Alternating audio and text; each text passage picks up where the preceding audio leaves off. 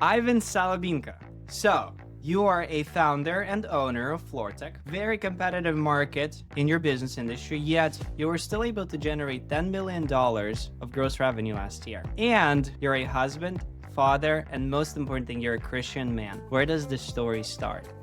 Story starts back in Ukraine in a small, typical village, no paved roads, just a gravel road. Horses and carriages. Horses, carriages, cars, trucks, military equipment. We weren't very poor, but we also weren't needy. Even though we lived in a small village, we still had a lot of equipment. My dad was a semi long haul driver. When was this? I was born in 1990. Okay. So basically the beginning of the 90s. Most of our childhood, I remember having junkyards of massive semi trucks, military equipment. What kind of military equipment? Mainly trucks, heavy artillery vehicles. No way. Yes, That's yes. so fun. We would take them apart and we would sell them for parts and collect copper, aluminum, and it was a lot of fun. How big is your family? My family is 6 of us. Parents, mom and dad, 3 brothers, twin brother, older brother, and oldest was our sister. How old were you when you came to America? 11.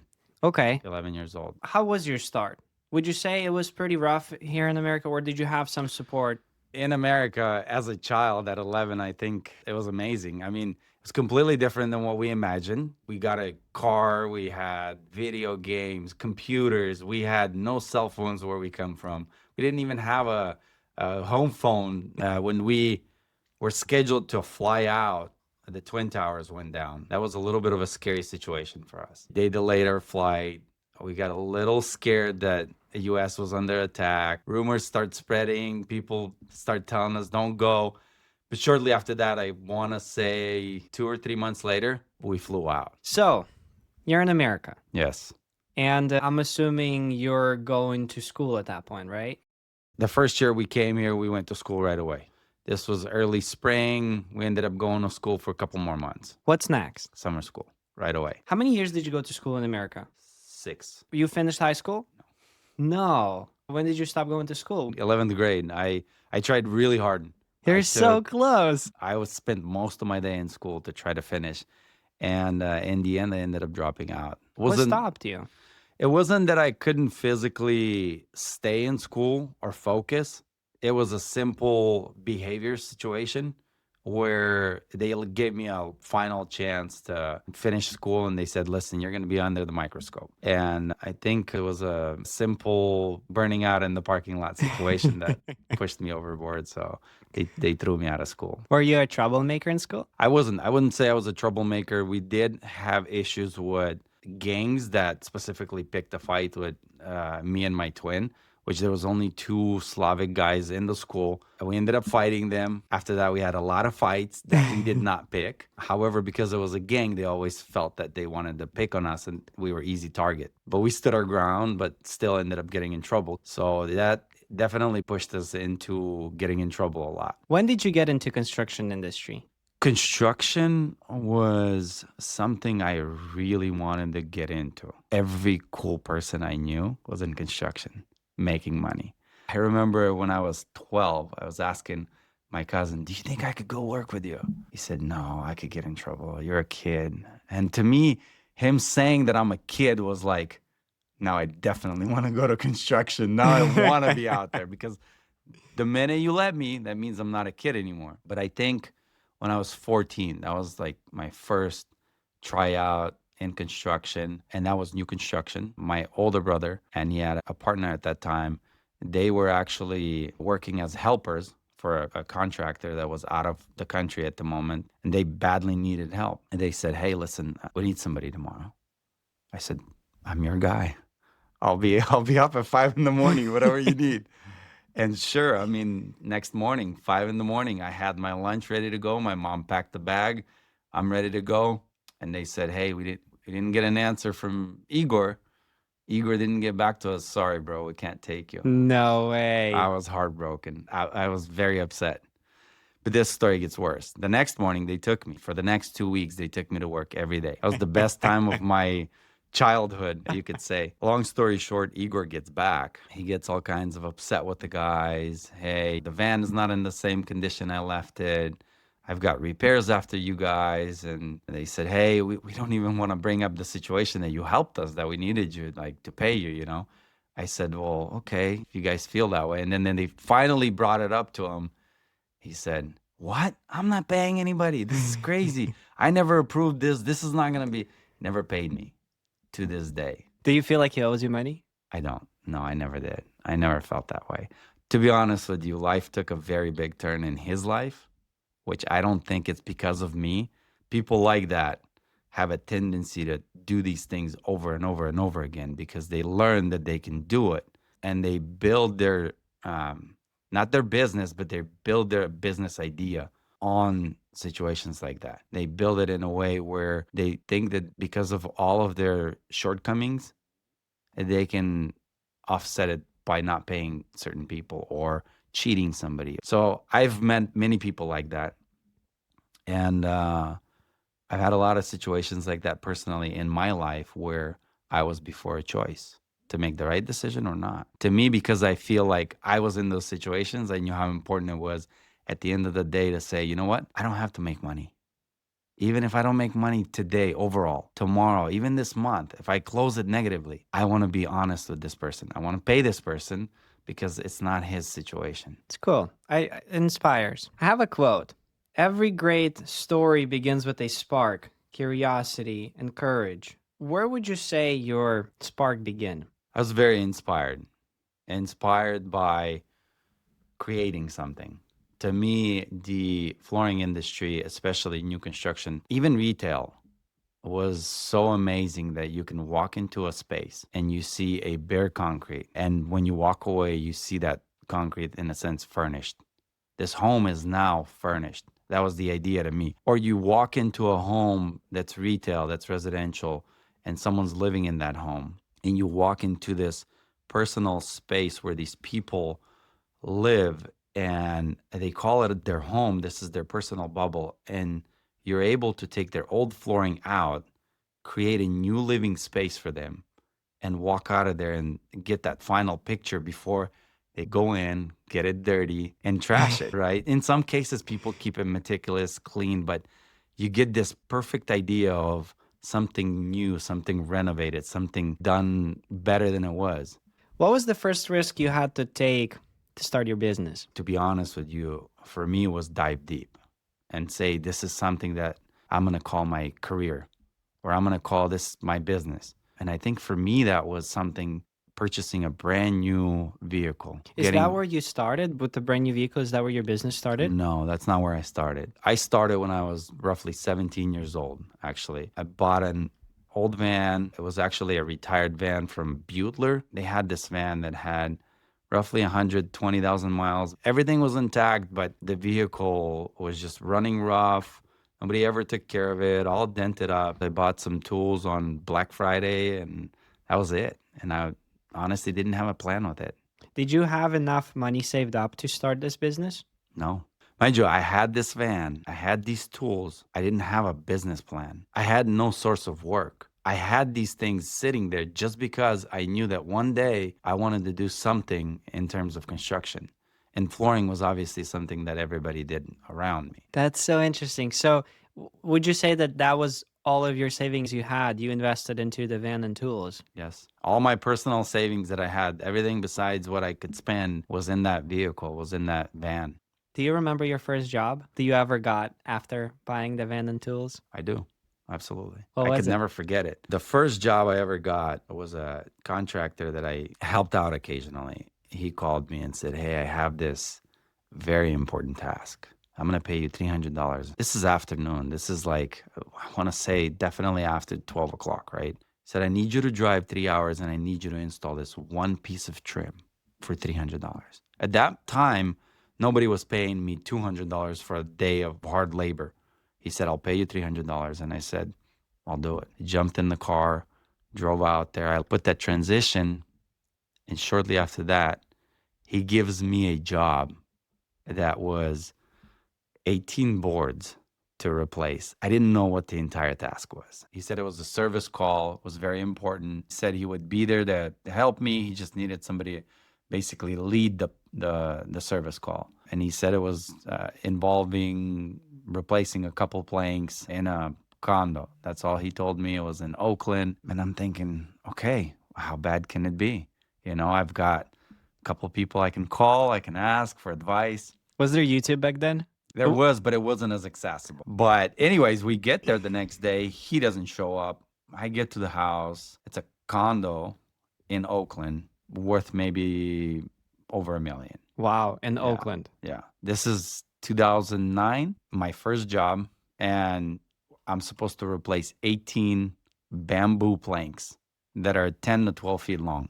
The good thing is they were damaged from water, so they came out easy. Now, putting them back, the challenge was that the spacing was larger than the new planks that I was putting in. Ended up driving away, calling my brother, telling him about the situation. He told me nothing you could do. You can pull it all out and take it all the way to the wall. And I had suggested that to the home buyer. He said, no, I'm fine with the way this repair looks. I'm okay with that. I ended up puttying the gaps, and the home buyer was okay. I think the damage was partially his fault. I think it was like a patio door. He might have not closed it. I'm not sure, but he ended up being very happy with it. I want to say the very next day, this contractor made me an agreement. He said, hey, I'm willing to pay you so much and so much per square foot from now on. Can you do my job? You mind telling us how much it was back then?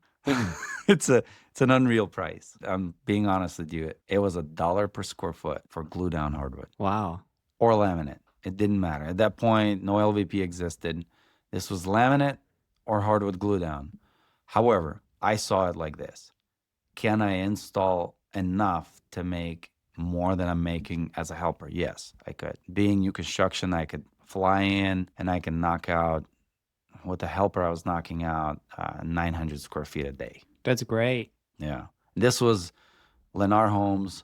So it was a repeated builder, the same community for the most part. 5 days a week, we actually ended up driving to the same city and installing 3 or 4 different plans. So we always knew which material we're working with. We sort of had a game plan of how we're going to start, how we're going to finish.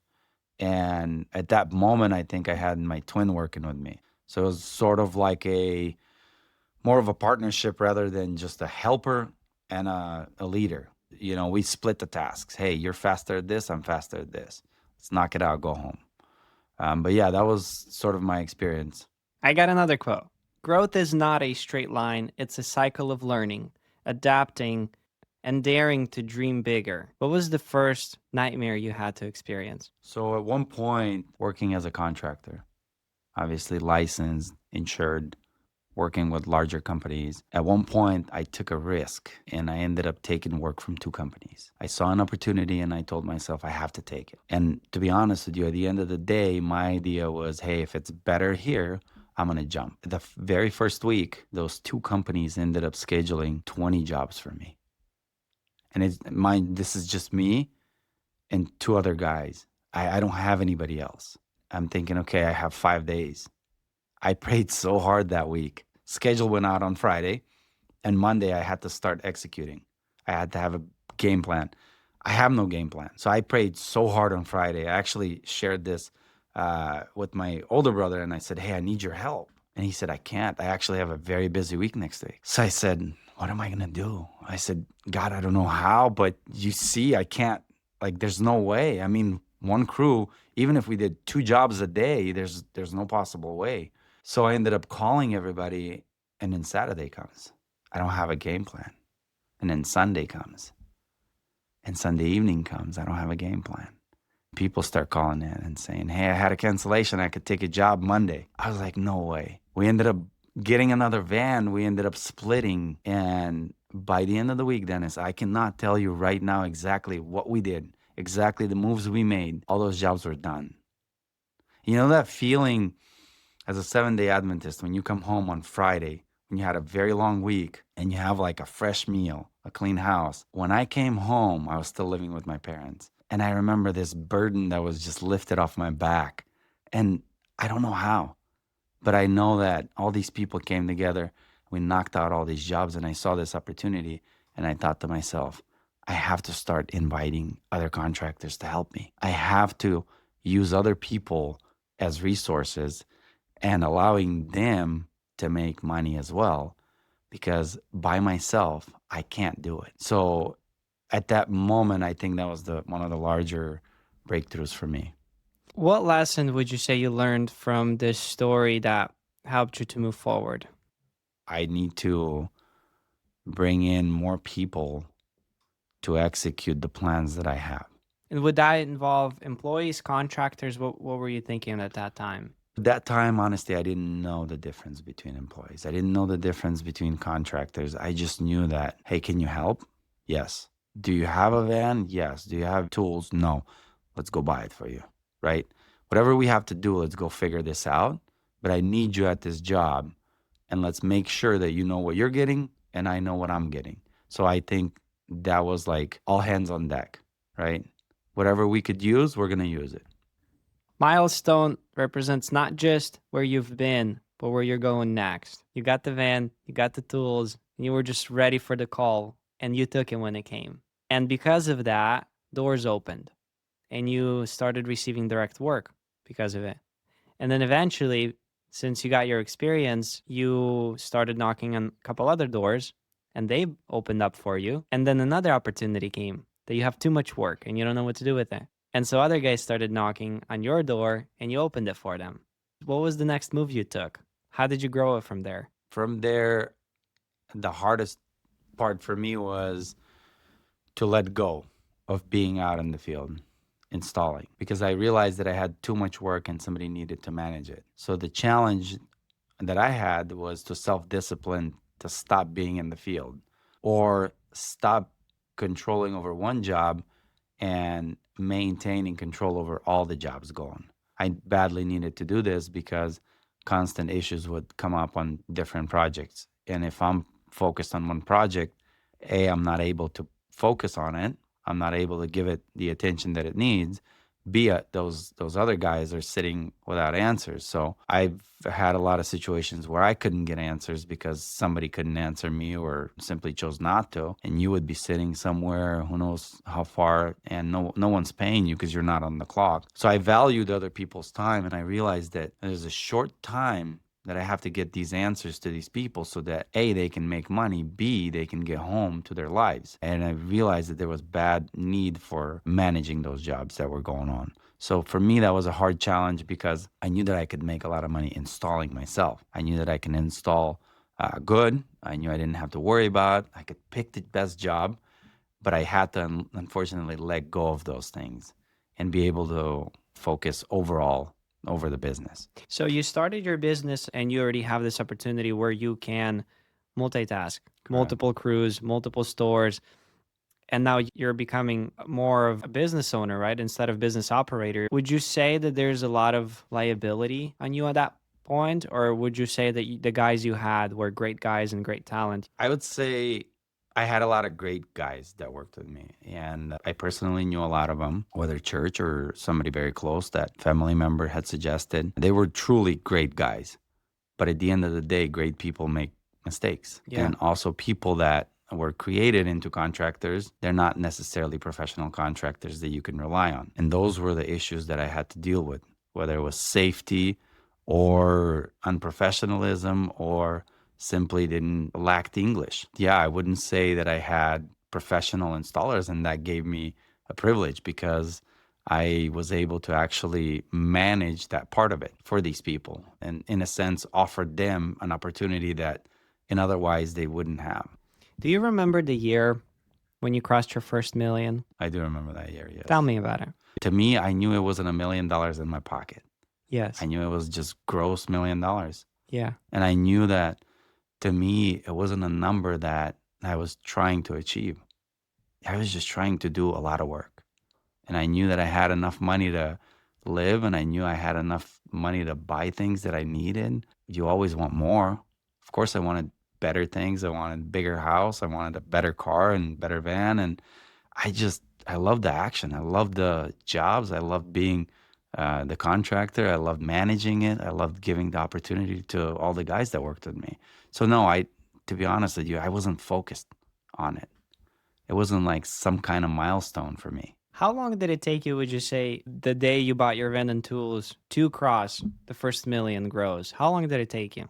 To cross $1 million from The first van, well, I would say about 4 years. Wow. Yeah. Such a blessing. Do you feel like now that you were trusted with this opportunity of volume, that you would be tested in the same field in terms of greed and underpaying people or underwaging particular projects? My success starts with the contractor that gave me the opportunity with the transition strip and the bamboo boards.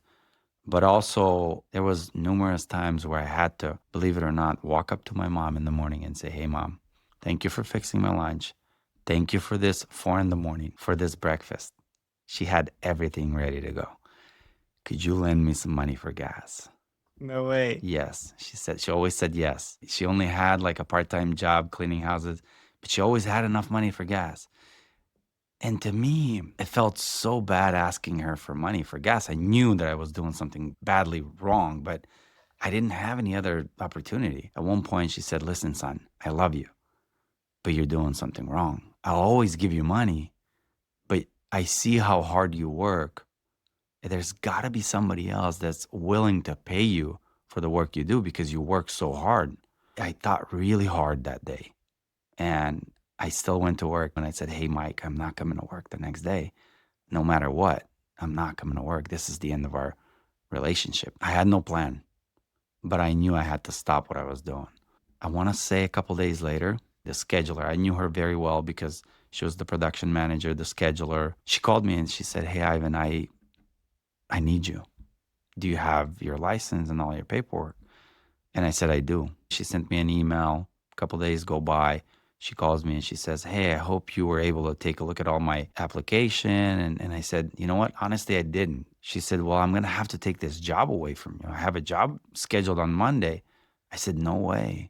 She said, "Yes. And I'm sending you, as a matter of fact, I'm sending you an email right now with the work order." And she sends me a job. She told me it was a small job, something to test me. I said, "Listen, I'm going to get everything taken care of for you." I did it that same day. Anyways, later that night, I opened the work order and it's a time and a half more than what he was paying me. That first week, I ended up doing 4 or 5 jobs where she put on my schedule.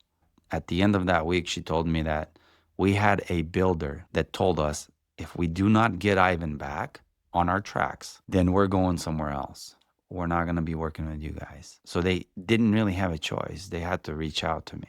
What is something that you achieved that you feel honored, blessed, happy, joyful sharing with other people and they can inspire him? I would say that the way I was able to employ a lot of people and I was able to employ a lot of immigrants, giving them a well paying job, stable income. And I see that a lot of those people are either contractors on their own now and doing great. They see that we have a good business that inspires them, I think. A true vision transforms obstacles into a stepping stone and dreams into reality. What is your vision for the next 10 years? I would love to expand my business for it to become a little bit more independent, less dependent on contractors and corporate companies, more into somebody that's looking and searching for the jobs, searching for sales ourselves. And obviously, I want this company to become much bigger than what it is today. I want it to become 4 or 5 times bigger and simply not for the money purpose, but for the opportunities that we could give to the surrounding contractors, to the surrounding people that have been with us for a long time. But if someone wants to grow like you, what are some actions that they can take in order to scale their business? I would say you have to take risk and you have to seek for opportunity. Opportunity is not going to come to you unless you're out there searching. It's almost impossible to get opportunities to come to your house. I was always telling myself that when it's slow, I'm going to spend that time on reorganizing our vans and creating vehicles that will be ready to attack when the workflow comes. And unfortunately, that doesn't happen. You're usually fixing things when you're busy, when you're most busy, and it costs you a lot of money. But you have to take those risks before those opportunities actually come to you. Give me some examples. Great example is purchasing a vehicle and tools before you actually have the jobs. What are some actions you can take to scale your company? What do you think you can do? I would say that you have to spend more money to get the customer than you used to have to spend, because now it's harder to get sales. It's harder to get customers to come to you. I feel like over the years, we have a lot of professional companies that you're bidding against. So I think you have to think outside the box how to bring the customer in. I need to hire more salespeople, someone that's professional, also somebody that can manage those jobs, manage them very good, somebody that's passionate about those jobs. If you could have this opportunity to give your younger self an advice, what would it be? I would say to take more risks, which essentially would have possibly created more opportunities. There was definitely a lot of opportunities that I passed on simply because I was not sure. I feel like I should have taken more risks. Do you feel like a lot of money were left on the table because of maybe you were afraid to make a mistake or let someone down? Is that what it was? It's not necessarily a lot more money. I would say it's a lot more opportunities to be able to grow. In managing business, growth as a manager, as someone who's looking over an entirety of a business for 10, 15 years. I say that somebody that can create a business plan for the future.